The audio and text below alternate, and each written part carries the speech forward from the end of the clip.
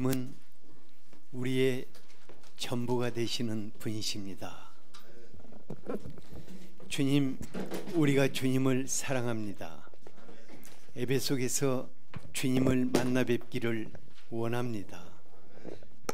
사랑하는 주님, 당신이 사랑하시는 한 분 한 분, 주님이 필요한 줄 주님이 아십니다.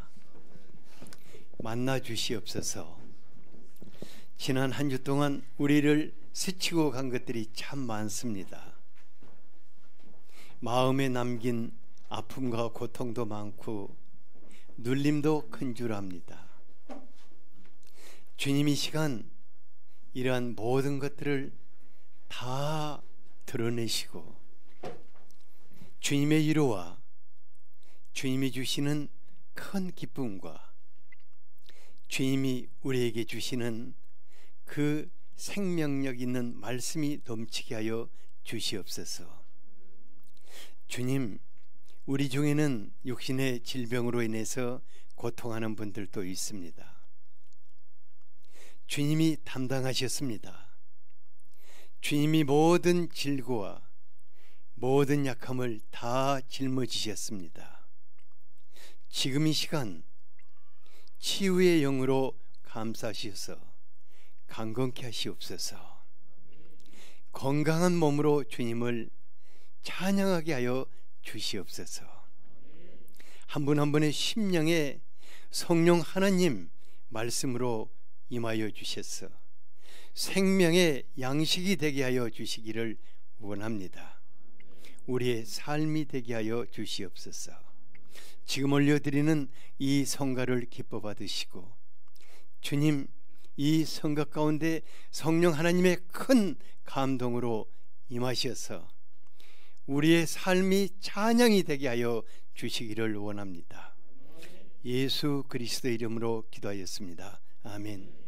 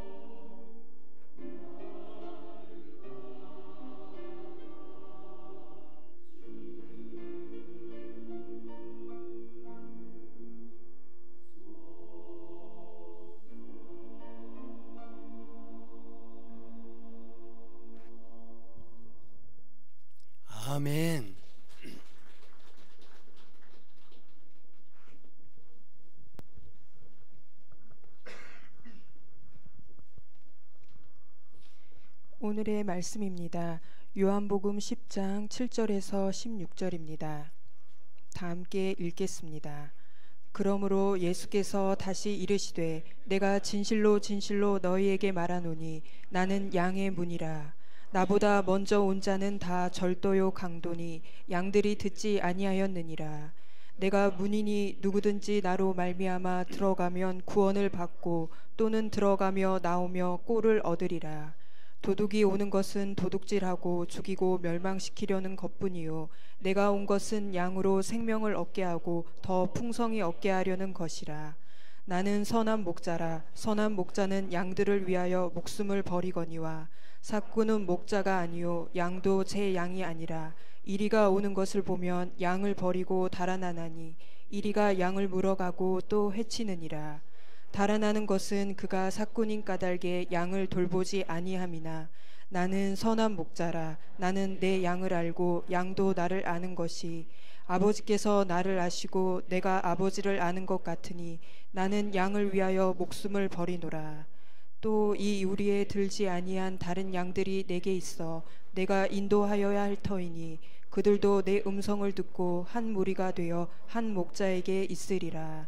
아멘. 지난 한 주 동안 여러분들에게 제가 신앙의 유산을 남겨준다면은 뭘 드릴 수 있을까 곰곰이 생각해 봤어요. 그러다가 한 가지, 나의 목자가 되어주신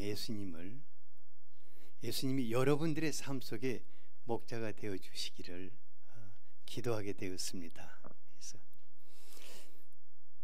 인생이 만남의 축복 속에서 기뻐하고 즐거워하고 행복하게 살게 되어 있잖아요. 그래서 부모를 잘 만나서 어려움 없이 성장하게 되고, 남편과 아내를 잘 만나서 행복한 삶을 살게 되고, 또 친구를 잘 만나서 함께 인생길을 갈 수도 있고, 좋은 교회와 목회자를 만나서 바른 신앙의 길을 갈 수도 있고, 이런 만남의 축복이 우리를 기쁘게 하고 행복하게 하는데, 어떤 분들은 그런 만남의 축복이 참 없는 분들도 있습니다. 하지만 슬퍼할 필요가 없는 게, 예수님을 만나게 되면은 다른 모든 새로운 만남이 이루어지게 되고 인생의 큰 기쁨과 행복을 가지고 살게 될 것입니다. 그래서 내 인생에 만나주신 목자 되신 예수님을 여러분들에게 소개해드리고 싶고, 여러분들이 그분 손을 붙잡고 평생 즐겁고 행복한 삶을 살 수 있기를 축복합니다. 그래서 오늘은 그냥 주님이 내게 주신 것 참 많지만은 나의 목자 되신 예수님을 한 세 부분으로 나누어서 그분이 내게 어떤 분이 되어 주셨는가 같이 한번 나누고자 합니다. 첫째로, 예수님은 저를 아시는 목자가 되셨습니다. 예수님께서 예수님과 함께 걸어온 길에서 예수님이 나를 아신다는 것, 그분이 나를 아신다는 것이 정말 저에게 큰 행복이 되었습니다. 3절에 보면은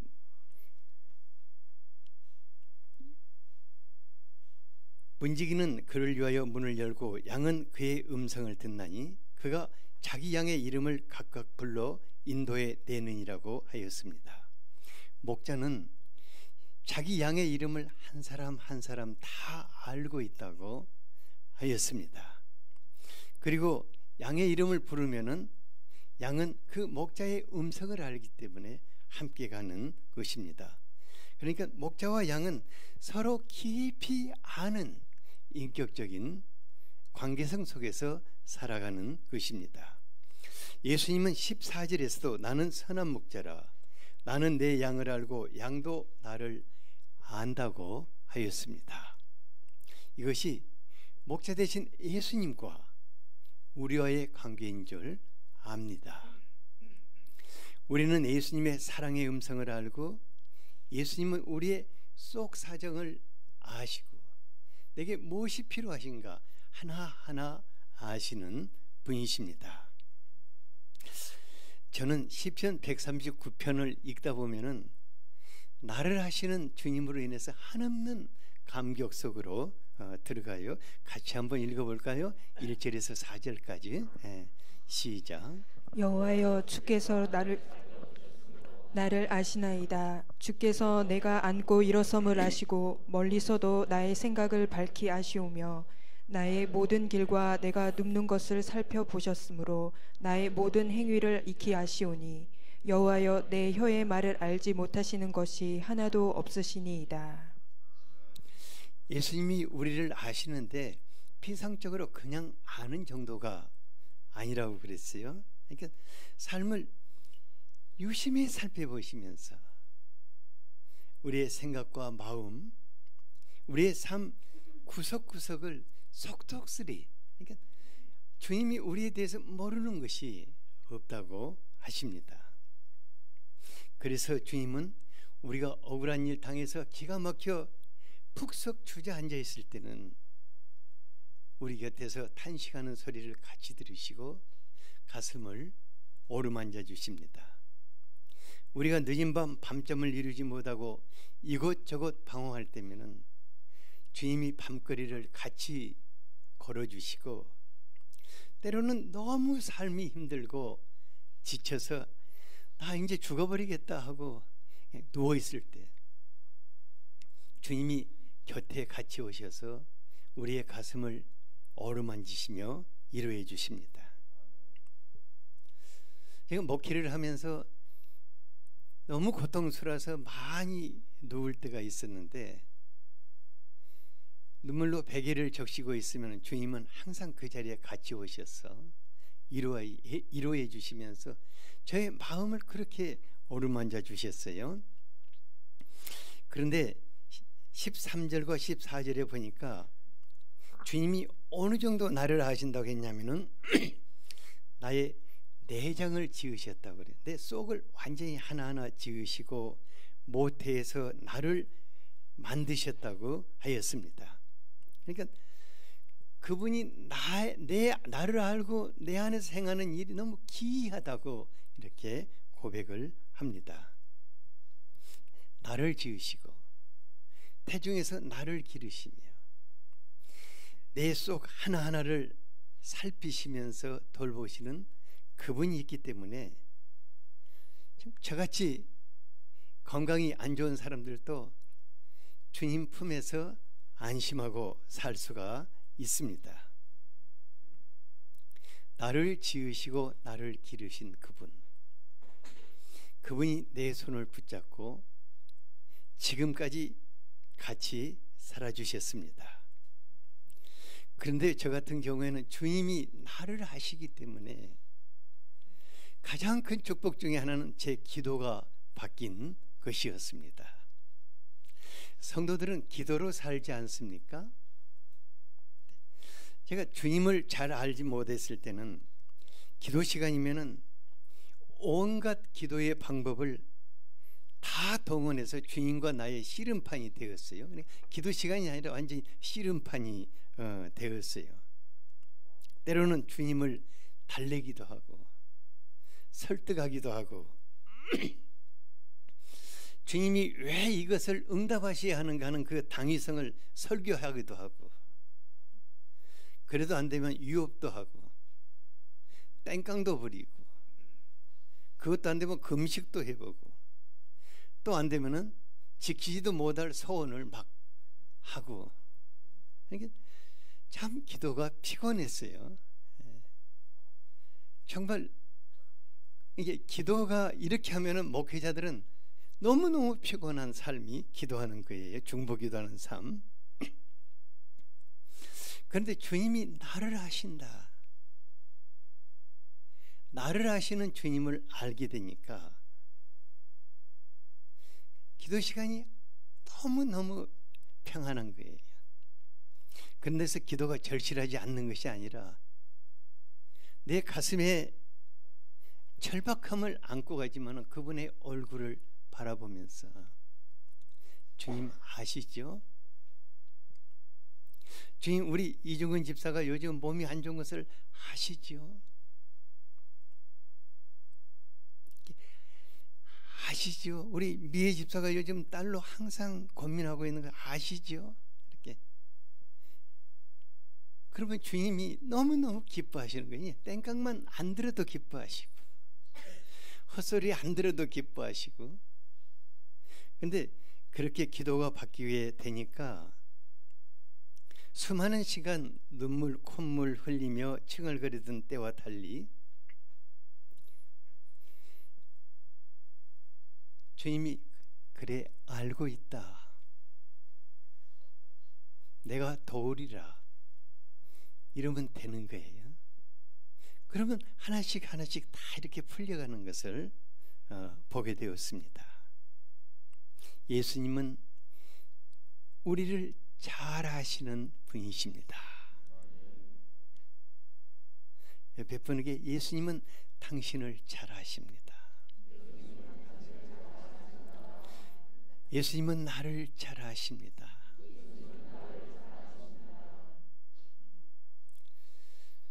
제가 지금까지 살아오면서 나를 아시는 예수님, 그분이 나를 아신다는 것이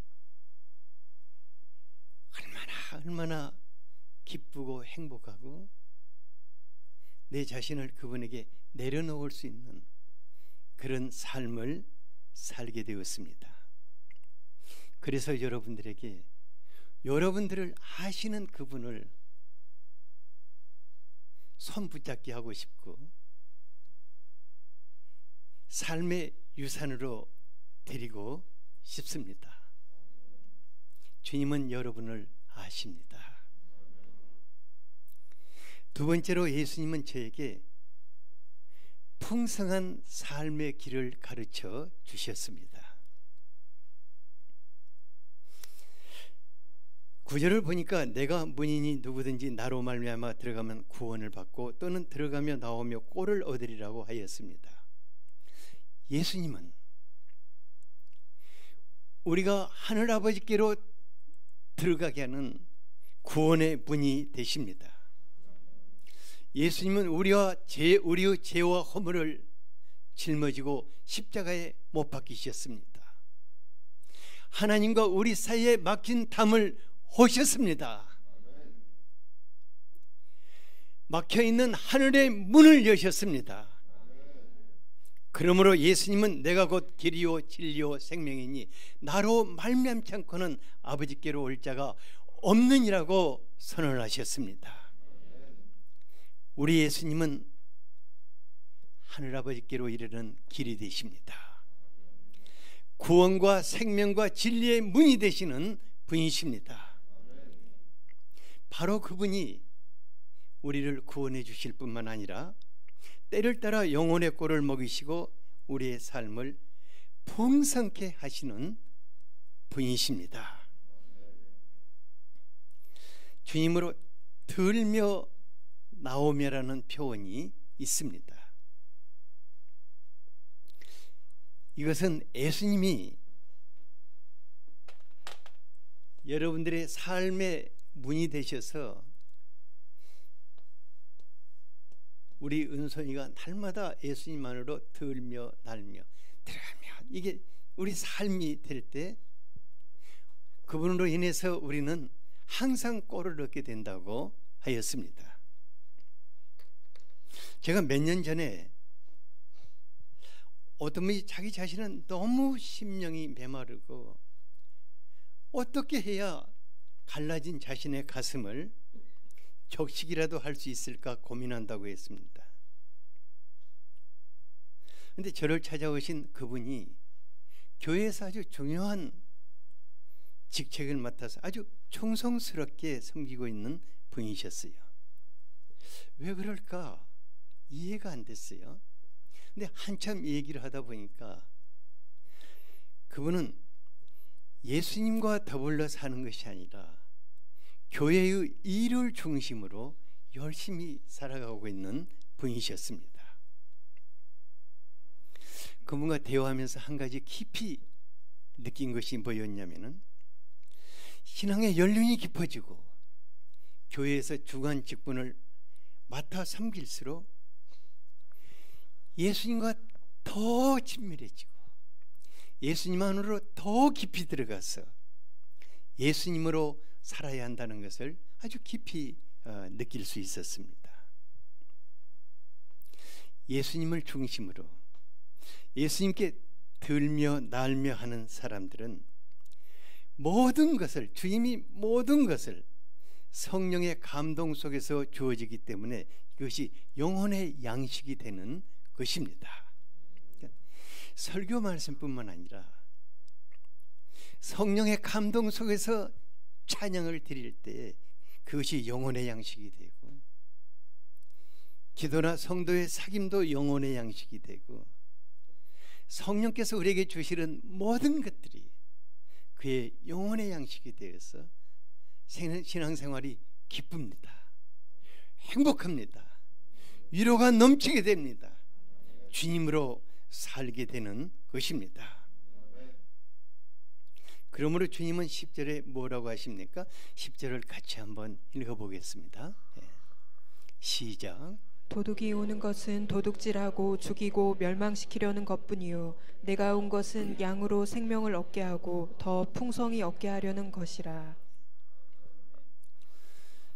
우리가 인생 사는 날 동안 도둑을 만나지 않는다면 얼마나 좋을까요? 도둑이 없는 세상 얼마나 행복할까 싶습니다.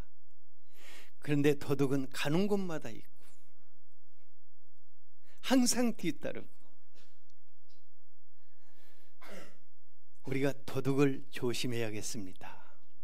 옆에 분에게 우리 인생의 도둑을 조심해야겠습니다. 도둑 맞고 회의하지 맙시다. 대부분 도둑이 틈타는 사람은 신앙생활에 갈등과 방황을 하는 분들 도둑이 틈타고, 또 뭔가 욕심에 사로잡혀서 사는 사람들 도둑이 틈타고, 또 한 가지 틈타는 사람이 있더라고요. 귀가 얇은 사람들. 그러니까 도둑은 이런 사람을 보면 딱 알아차리는 거예요. 그래서 이 세 가지를 조심하기를 바랍니다. 도둑을 만나지 않으면 행복합니다. 우리 목자 되신 예수님은 양으로 생명을 얻게 하고 더 풍성한 삶을 살게 하시기 위해서 오셨습니다. 예수님께서 저의 인생 속에서 주신 많은 축복이 있었는데, 그 가운데서 큰 축복은 풍성한 삶을 사는 길을 가르쳐 주신 것입니다. 우리 예수님, 우리 영혼에 풍성한 꼴을 주실 뿐만 아니라 풍성한 삶을 살기를 원하십니다. 그런데 저는요, 주님이 주시는 그 풍성함을 꽤 오랜 기간 동안 오해하고 살았어요. 그래서 주님에게 저에게 돈을 많이 주세요. 큰 부자가 되게 해주신다면 내가 구제도 많이 하고 제가 다른 사람들도 많이 돌보고 살게요. 간구했는데 주님이 저에게 큰 돈 주셨을까 안 주셨을까?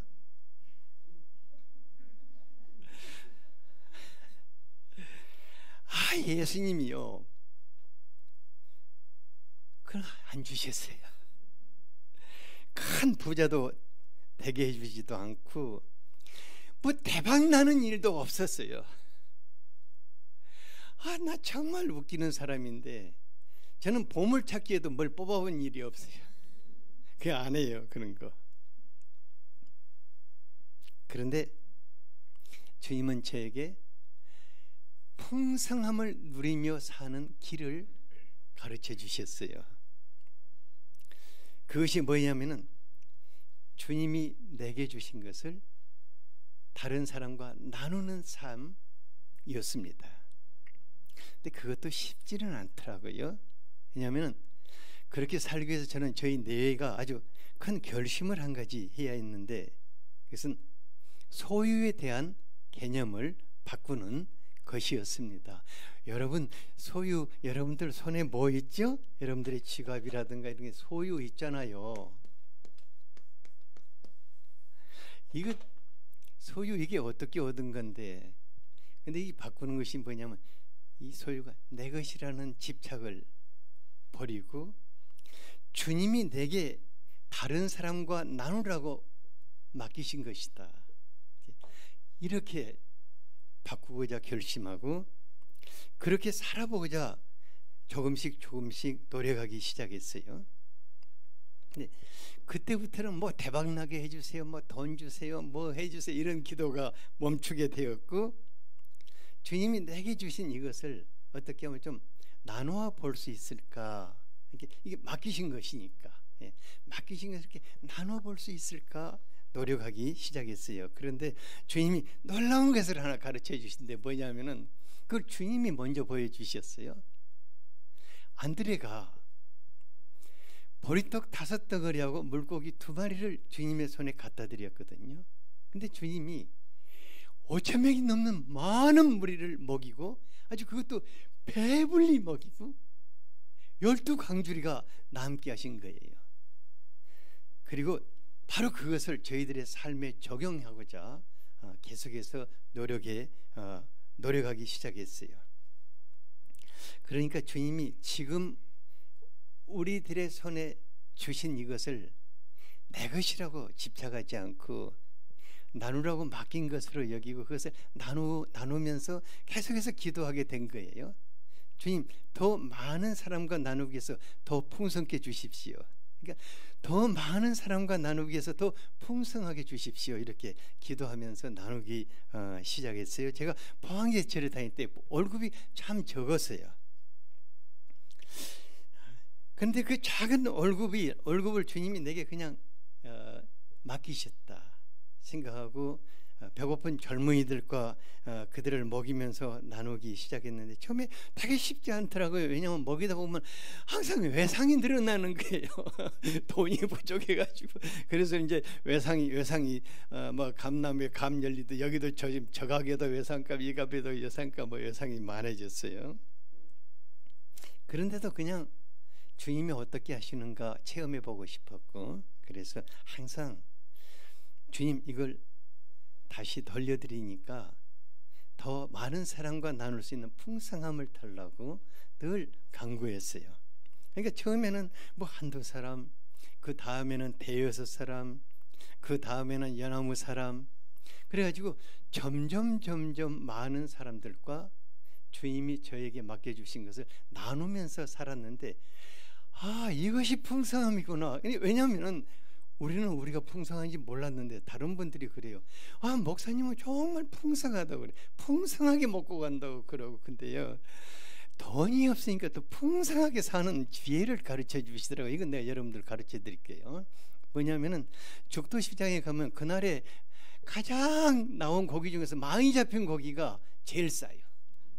그러면 그 많이 잡힌 고기를 한 다라이 사가지고 와가지고 그냥 그걸 뭐 죽이기도 하고 뭣도 하고 해가지고 미기는 거예요. 그러면 풍성하게 먹이고, 그 다음에 과일 가게 가가지고 기스 있는 과일 있잖아요.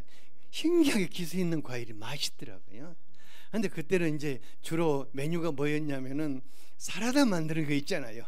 그 사과 쪼개가지고 그 껍질 벗겨가지고 쪼개놓는데 뭐 기스 있는 건지 뭔지 어떻게 아노. 그냥 뭐 한 자루씩 가다가 그냥 배 터지게 미기는 거죠. 그러니까 얼마나 풍성해요. 돈 조금 가지고 풍성하게 먹이는 게 지혜도 주시고, 그렇게 해서 참 놀라운 것을 하나 배운 것이 뭐냐면은 이게 나눔의 법칙이구나. 나누면 나눌수록 풍성해지는구나. 그래서 예수님이 저에게 풍성하게 사는 길을 가르쳐 주시고 지금도 그래요. 지금도 저에게는 소유 내 것이라 생각하지 않고 나누라고 주신 것으로 생각하고 이렇게 나누면서 살고 있는데, 누가복음 6장 38절, 이거 되게 신명나는 구절인데 여러분들이 가슴에 안고 살기를 바랍니다. 시작. 주라, 그리하면 너희에게 줄 것이니 곧 후히 되어 누르고 흔들어 넘치도록 하여 너희에게 안겨주리라.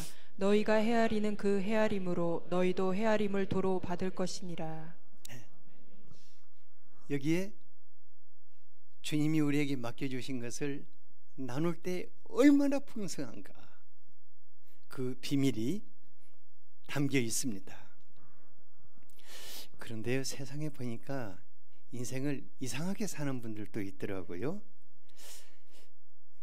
꽤 많은 것을 가졌는데도 늘 궁핍하고 늘 초라하고, 어떻게 하면 다른 사람들 것도 뺏어올 수 있을까, 이렇게 사는 분들이 있더라고요. 근데 이런 분들은 세상을 떠날 때 빈손으로 떠난다, 안 한다?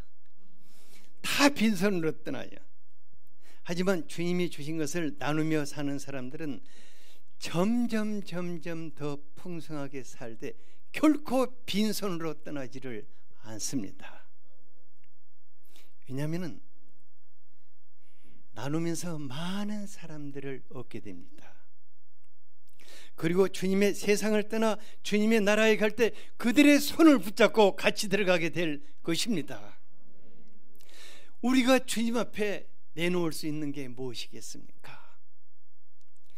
평생 함께 나누며 평생 함께 살아온 사람들을 주님 앞에 손잡고 가는 것 아니겠습니까?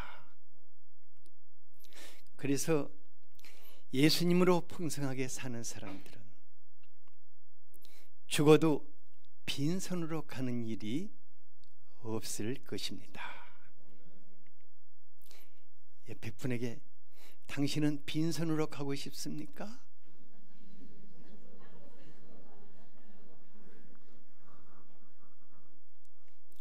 그래서 여러분들의 삶을 풍성케 하시는 예수님을 선물하고 싶습니다. 예수님으로 풍성하게 삽시다. 옆에 분에게 예수님으로 풍성하게 삽시다. 세 번째로는 예수님은 저를 목자의 삶을 살게 하셨습니다. 14, 15절을 같이 한번 읽어보죠. 시작. 나는 선한 목자라. 나는 내 양을 알고 양도 나를 아는 것이, 아버지께서 나를 아시고 내가 아버지를 아는 것 같으니 나는 양을 위하여 목숨을 버리노라. 예수님은 양을 아셨기 때문에 양을 위하여 자기의 목숨을 버리신 선한 목자이십니다. 선한 목자 예수님은 우리 한 사람 한 사람을 깊이 아십니다. 안다는 것은 너무 소중할 것입니다. 하지만 반대로 사람은 알면 할수록 힘들어집니다. 그 숨어있던 약점과 허물, 기질들이 쏙쏙 드러나니까 얼마나 절망스럽고 가까이 하기가 어려운지 모릅니다. 그런데 놀라운 것은 예수님은 우리를 알기 때문에, 어쩔 수 없는 인간인 줄 알기 때문에, 기대할 수 없는 것을 알기 때문에 자기의 목숨을 버리셨다고 하였습니다. 성경을 읽다가 자기를 팔 줄 아는 가룟 유다를 끝까지 품으신 예수님, 자기를 배반하고 도망갈 것을 아시는 그 예수님께서 제자들을 사랑하시되 끝까지 사랑하셨다고 하였습니다. 예수님이 저에게 주신 축복 중에 하나는 평생 주님을 뒤따르며 주님의 양무리를 돌보는 목자의 삶을 살게 하신 것입니다. 그런데 제가 그런 삶을 살 수 있는 사람이 못 됩니다. 저는 제가 그런 삶을 살리라고 생각해 본 일도 없고 저희 부모님도 내가 그렇게 살리라고 꿈도 안 껴봤어요. 근데 제 자신도 나를 알기 때문에, 내가 어떤 사람인가를 알기 때문에 목회의 삶을 살 수는 없는 사람입니다. 그런데 어쩌자고 예수님 뒤를 따라가니까 자연스럽게 배우게 되었고, 또 예수님 뒤를 따라가다 보니까 사람들을 돌보게 되었는데, 이렇게 하다 보니까 그냥 목회가 뭔지도 모르고 그냥 목회가 내 삶이 되어버린 거예요.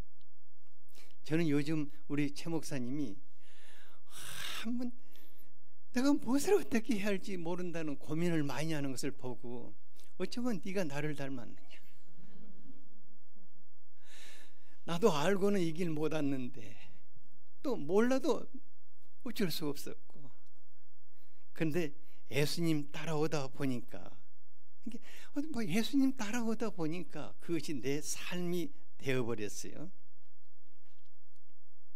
그래서 한 40여 년이 지난 고 이제 한 달 후면은 은퇴를 하게 되었는데, 참 놀라운 것은 많은 분들이 저에게 그래요. 은퇴 앞두고 뭐 섭섭하지 않습니까? 무엇은 없습니까? 그런데 제가 후회도 미련도 없는 그런 삶을 살았다는 것을 알게 됐고, 지금 떠난다 해도 아무런 그런 미련이 없는 사람인 것을 보게 되었습니다. 그래서 어제는 제가 이진호 목사님하고 저 보문 호수를 돌면서 웃으면서 그런 말을 했어요. 목사님, 주님이 저에게 주신 가장 큰 축복 중에 하나가 후회도 없고 미련도 없는 삶을 살게 하신 것입니다. 그렇다고 제가 잘 살았다는 것도 아니고 홈이 없다는 것도 아니고, 그냥 예수님 뒤따라오다 보니까 예수님이 나의 허물과 약점과 이 모든 것을 다 감싸주고 담당해 주시고, 그래서 후회도 없고 미련도 없는 삶을 살게 되었습니다. 그리고 어젯밤에는 이제 집에 와서 곰곰이 생각해 봤어요. 내가 세상에서 무엇을 했으면은 후회도 미련도 없는 삶을 살 수 있었을까? 없을 것 같아요. 나 예수님 잘 따라왔다. 예수님이 나의 목자가 되시니까 내가 이렇게 후회도 미련도 없는 삶을 살아왔구나. 그래서 더 절실해지는 것은 그분을 여러분들에게 소개해드리고 싶고, 여러분들도 그분 뒤따르고 살기를 원하게 됐고, 저에게 여러분들에게 한 가지 유산을 물려주려 한다면 나의 목자 되신 예수님을 여러분들에게 그냥 드리고 싶어요. 우리 16절을 같이 한번 읽어보겠습니다. 시작. 또 이 우리에 들지 아니한 다른 양들이 내게 있어 내가 인도하여야 할 터이니 그들도 내 음성을 듣고 한 무리가 되어 한 목자에게 있으리라. 교회 밖에는 지금도 방황하는 양무리들이 많을 것입니다. 예수님이 왜 이 말씀을 하셨을까? 예수님, 우리들도 주님의 뒤를 따르면서 그분들을 돌보기를 원하실 것입니다. 모든 분들에게 꼭 한 가지를 권면하고 싶습니다. 곁에 방황하는 사람이 있다면, 곁에 예수님이 필요한 사람이 있다면 그 한 분을 돌봐드리기를 바랍니다. 사람을 돌보다 보면은 예수님을 얻게 됩니다. 사람을 돌보다 보면은 예수님과 더 친밀하게 됩니다. 한 사람을 돌보다 보면은 두 사람을 돌보게 되고, 세월이 흐르면은 더 많은 사람을 돌보게 될 것입니다. 그리고 훗날 진정 가치 있는 삶이 이거였구나, 그렇게 고백하게 될 것입니다. 내 인생 손 붙잡고 오신 그분이 여러분들에게도 선한 목자가 되시는 것을 확신합니다. 여러분들의 인생을 지극히 아름답고 복되게 하실 것을 기대합니다. 주님 손 붙잡고 주님이 나의 목자가 되셨다고 고백할 수 있게 되기를 원합니다. 다 같이 기도하겠습니다.